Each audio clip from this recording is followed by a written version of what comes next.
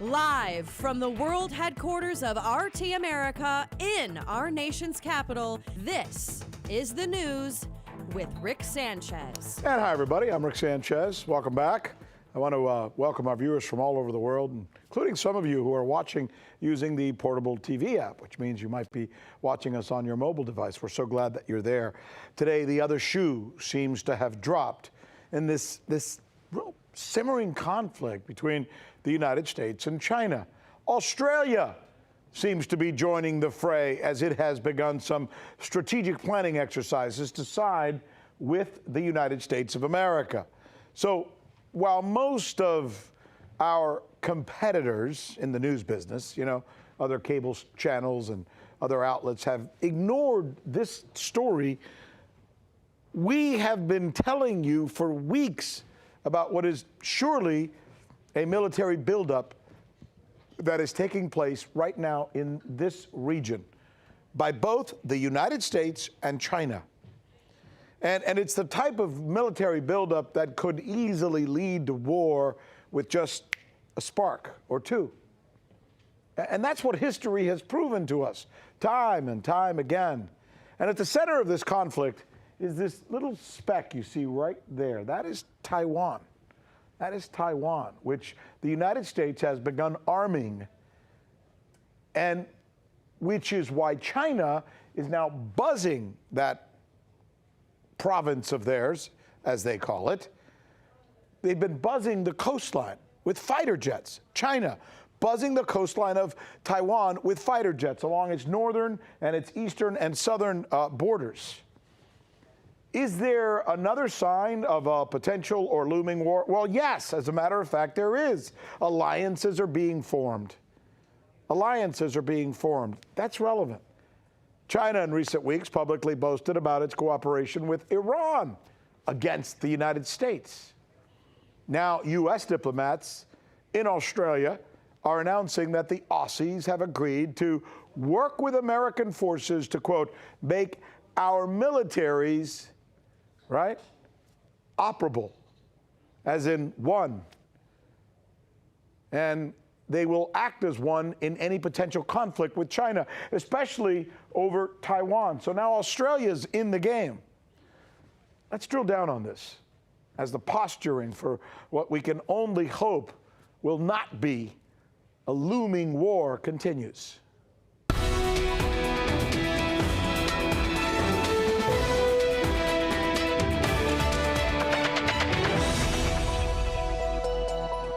All right, here's a list of the questions that we think you're going to be asking tomorrow. More alliances are being forged. Does it mean war is looming between the United States and China? What does Ronald Reagan's budget director have to say about Mr. Biden's $2 trillion plan? And just how big can Microsoft get with U.S. government assistance? All right. So historically, Australia has always been on the side of the United States in conflicts, no matter where and when they might occur. Will they be there for the United States this time around if there is a war over Taiwan? U.S. diplomats are saying today that they have assurances, yes, that Australia is going to be there with the United States. And though there is no official sign-on, right, from the Aussies yet, the signs do all point to an alliance with the U.S. military. Let's talk about this. Here's RT correspondent Alex Mihailovich. From the selling of arms to breaking diplomatic protocol, the U.S. continues to escalate tensions with China using the island of Taiwan as a pawn. In 1979, the U.S. adopted the One China policy, in which it acknowledges that Taiwan is an inseparable part of China. Now the states are going against their own guidelines regarding the island, bringing relations with China to a new low. Here's China's foreign ministry spokesperson speaking to reporters last month. The U.S. should abandon the Cold War and zero-sum game mentality and view China's development and national security buildup with an objective and rational manner. I hope they can do more to stabilize the region and enhance mutual trust. Instead, the U.S. is increasing tension in the region, Most recently, America has coaxed Australia into its anti-China project. During an Australian National University podcast, Michael Goldman, the U.S. Embassy in Australia's charge d'affaires, said, "We're committed as allies to working together, not only in making our militaries interoperable and functioning well together, but also in strategic planning. And when you look at strategic planning, it covers the range of contingencies that you've mentioned, of which Taiwan is obviously an important component." In reality, Australia has not committed to taking part in a potential conflict with China over Taiwan. And in fact, neither has the U.S. If China was to move to put the island under control of Beijing militarily, so far, the U.S. has only said it would help maintain Taiwan's capacity for self-defense. That said, the addition of Australia to America's Taiwan contemplations only serves to exasperate an already tense situation.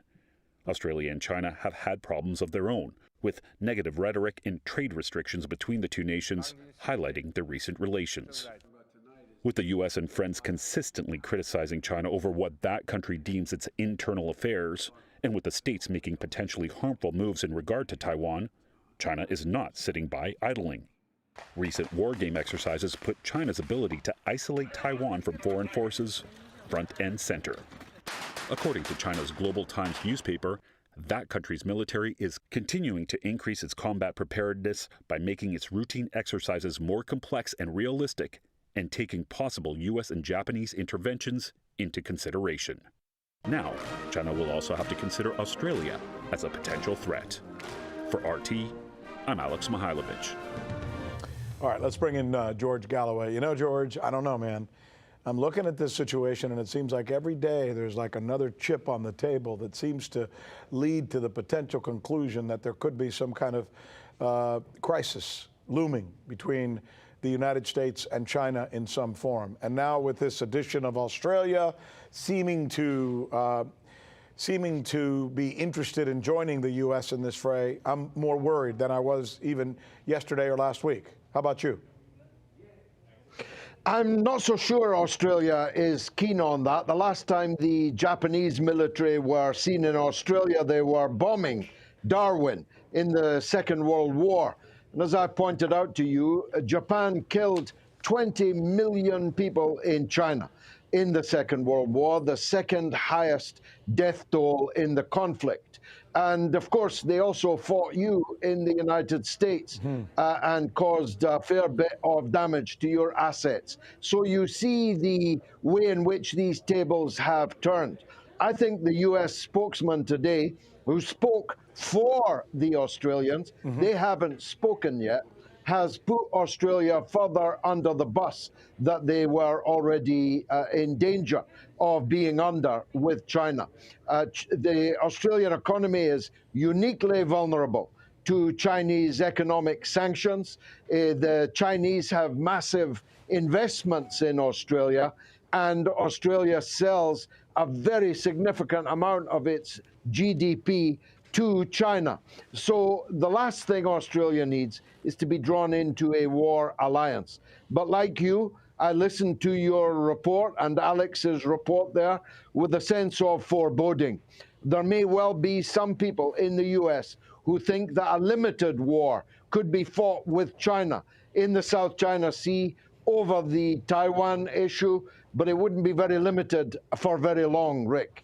You know, I'm interested in what you just said, in that it makes me feel somewhat better about the fact that Australia may not be committed. And you make a great point. This commitment seems to be coming from the mouth of a U.S. diplomat, not from an Australian diplomat. Still, the pressure that the United States could apply on the Aussies would be quite large, would it not? Yes, Australia is a pigeon that walks down both sides of the road. It is quite obviously run by Anglo-Saxons like you and me. Well, not so much like you, but me and President Biden. The reality, though, is that Australia is in the Asian continent and depends, like the rest of the Asian continent, on the ever-growing economic strength of China as a marketplace, as a source of investment. The United States is not going to come to Australia's aid in that. It is a long way away and in economic trouble itself. It's not going to invest in Australia. It's not going to buy the Australian goods that China could stop buying at the drop of a hat. So this dichotomy in Australia, are they a white European country or are they a part of the geographic region that they inhabit? And this contradiction is going to lead Australia into troubles unless it is properly resolved. So I feel a bit sorry for the Australians tonight. They've been bounced. They've been thrown under the bus. They're getting it from both ends, as we like to say. And what's interesting is if they do balk and tell the United States, we're not going in with you this time, if you do that, it would be the first time in their history that they've done something like that. So it's going to be interesting to see. I'm glad we got you to be on it. Thanks so much. We appreciate it, George. Thank you. We here on the News with Rick Sanchez are reporting now today that 2 U.S. companies that are as large or larger than most countries in the entire world are teaming up with the U.S. government to manufacture military hardware. In other words, the bigs are getting bigger, and it's the government that is proving them or given, let me correct myself, and it is the government that is getting them the contracts to make them that big. Here is NRS correspondent Farron Franzak to put it all together for us. So who are these companies and what is this contract that they've gotten with the government? So first, Rick, let's talk about Microsoft. They just scored a $22 billion deal where they're going to be making these virtual reality headsets for the military. Now, we have to backtrack this. They've gotten 3 contracts with the Pentagon in just 3 years. The first one being in 2018, they won a contract for $480 million for their integrated virtual augmented systems, or IVAS. These are the headsets that are used in battle. And what these headsets do is they can see the hologram of the terrain. They can see thermal imaging. So if soldiers, there is a dark corner, they can see somebody around the corner through the thermal imaging. Also, they can help take aim for weapons. This new contract, Rick, this virtual reality headset is going to help these soldiers learn how to train to use these headsets they'll be using in the battlefield. So Microsoft has gotten a sweet $22 billion deal from the U.S. government to grow bigger as they manufacture these headsets for the U.S. military. Is there another company involved? Yes, and it's Facebook, believe it or not. And I'm going to show you exactly how. Take a look at this. So you had Xbox and Microsoft. They were originally paired together. Their contract ended in July of 2020. Coincidentally, Microsoft then went with Facebook Gaming for those that own an Oculus headset. Facebook is now partnered with Microsoft. They make these headsets in conjunction. Microsoft just gets this deal with the Pentagon for $22 billion again. While Facebook Gaming is not directly with the Pentagon, they're inadvertently, by way of Microsoft, connected to the Pentagon, which then leads us to this, Rick. You now have Amazon and Facebook. They are now the top lobbying spenders in the United States. They just outpassed. So let's break this down for our viewers. The government gives them a contract for billions of dollars.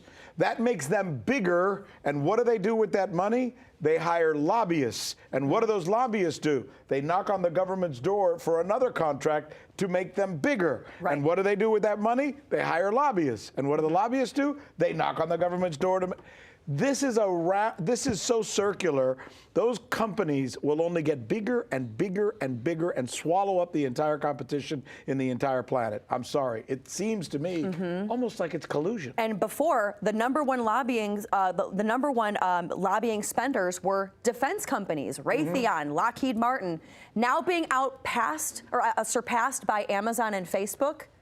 Riddle me that, Rick. It's a fascinating conversation. Just how big can you get before you're bigger than your own government, which seems to be happening with the Microsofts and the Facebooks and the Amazons. Right. Thanks, Farron. Good conversation. Biden has announced, President Biden, that is, has announced massive government spending programs on infrastructure. However, is it too little, too late? We discuss that after the break. Here's the news with Rick Sanchez.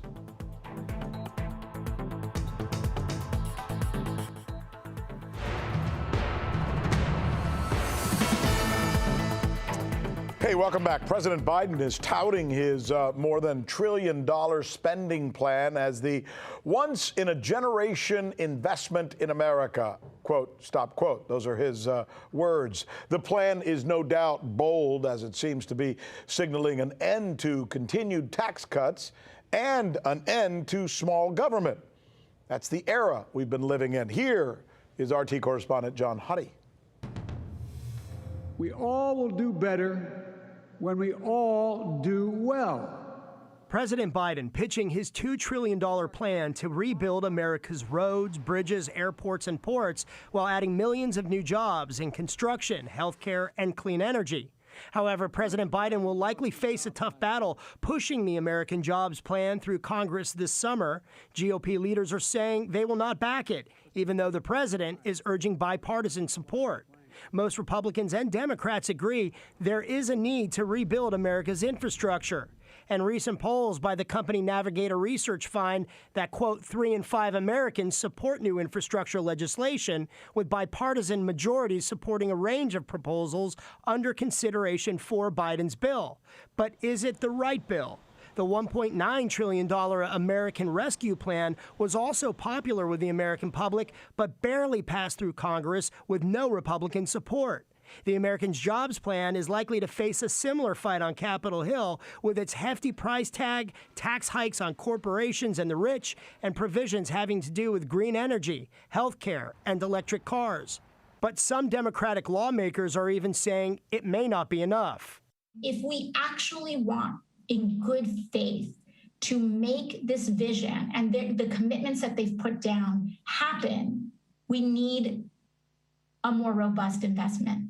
I have real serious concerns that $2.25 trillion over 8 years is not going to get us there. We know that the White House is interested in a second package, and they've mentioned some of the things that will be in there: childcare, paid leave, free college, health care.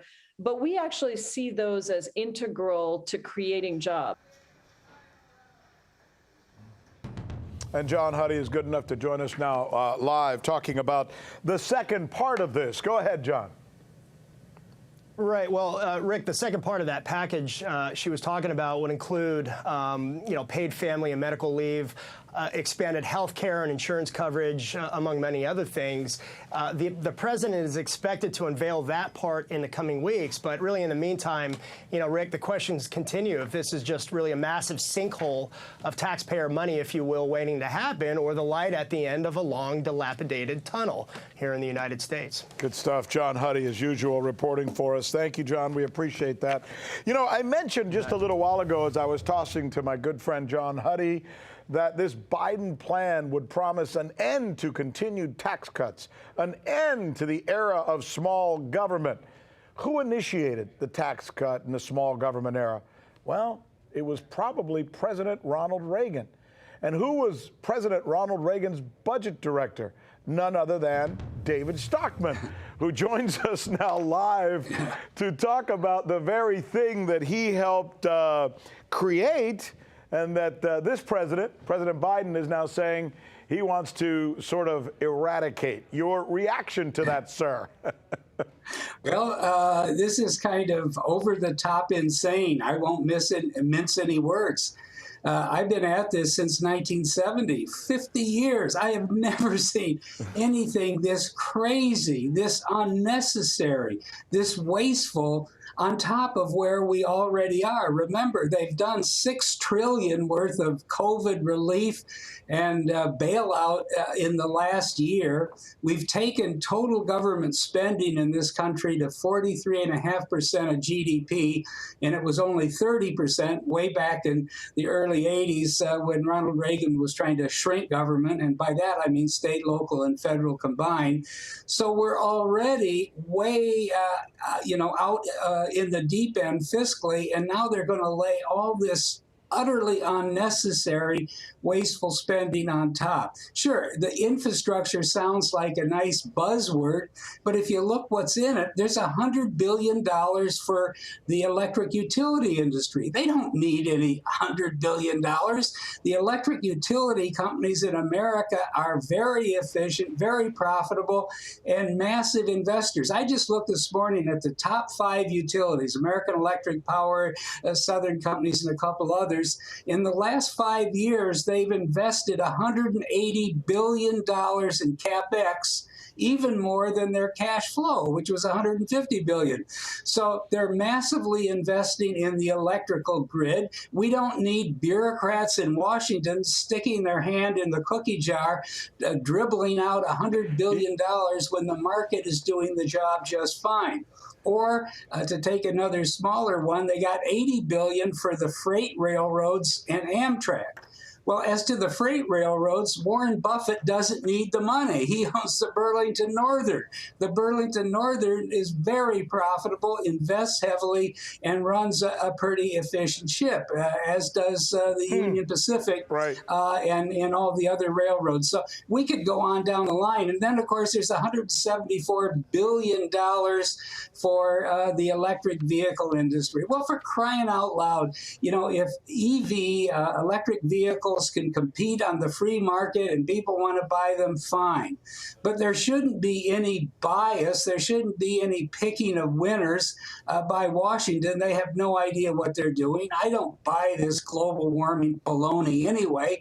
That's what's behind all this. So we have perfectly good, you know, fleet of combustion engines. 96% of the vehicles on the road are combustion engines. There's a good infrastructure to fuel them, etc. And now they're going to waste $174 billion, you know, trying to tilt the table towards EV. We don't need to do that. Now, you know, I could go on, and it's just more of the same. Let me bring you back to a conversation. You and I have had a lot of conversations over the years. Sure. We've always talked about this one thing that nobody seems to take into account, and that is inflation, or as you have called it, stagflation, which could be created by these continual moves, not just by President Biden, but by President Trump, by President Obama, and so forth. What's the real takeaway in the end if we continue this path from the standpoint of inflation? David? Okay, it's a great question, and the answer is there is no free lunch. And sooner or later, this massive spending, $2.3 trillion here, on top of everything else we've talked about, has to get financed. If it's financed in the bond market, it's going to drive up interest rates and choke off private investment. That doesn't work. If it's financed with taxation, which they're talking about, why in the world would you want to take $2.2 trillion out of the coffers of American corporations and hand it to bureaucrats in Washington to allocate and drivel out to all these different programs that we've talked about? You wouldn't. Or third, you have the Fed print the money, and then you will get inflation of financial assets, which we already have, and eventually inflation of commodities and consumer goods, which is coming down the road.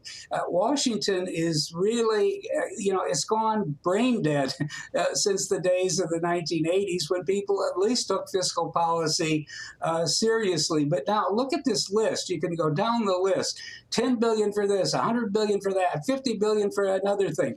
What in the world are these people thinking? There is still a scarcity of capital. There's a scarcity of real economic resources in the world. And you just can't have the federal government, dumping helicopter-style money all over the economy and think it's going to work or think it's in any way sustainable. We're down to 1 minute. I want to ask you about the 10 million people who are unemployed as a result of the COVID-19 pandemic. And one of the reasons for this is that we think by putting $2.3 billion into the economy, there will suddenly be 10 million jobs out there. Is that true? Does that work? Did it work for FDR? And is that what this president's trying to copy?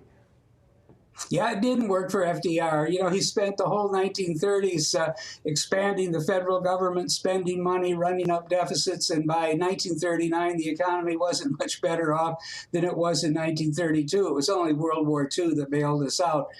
You know, so that's the first thing. The second thing is there's really 19 million people right now getting unemployment benefits, the regular state programs you mentioned, plus all these federal add-ons. That's been the result of this crazy lockdown, non-pharmaceutical intervention, Dr. Fauci nonsense, you know, that has put much of America out of business. That was totally unnecessary. We can see that already. This is a problem that affects 5% of the population, the elderly, those who are already sick. We never should have done this, and yet here we are now trying to, you know, make up for the enormous damage that government has done to the supply side of the economy by spending these massive sums on the notion that somehow it's going to make it all better. It won't. The one and only David Stockman. Thank you, my friend, for joining us with your perspective. David Stockman, always a pleasure to be able to have a conversation with David Stockman. That's our news. We're out of time. We'll see you again right here when it's time to do news again.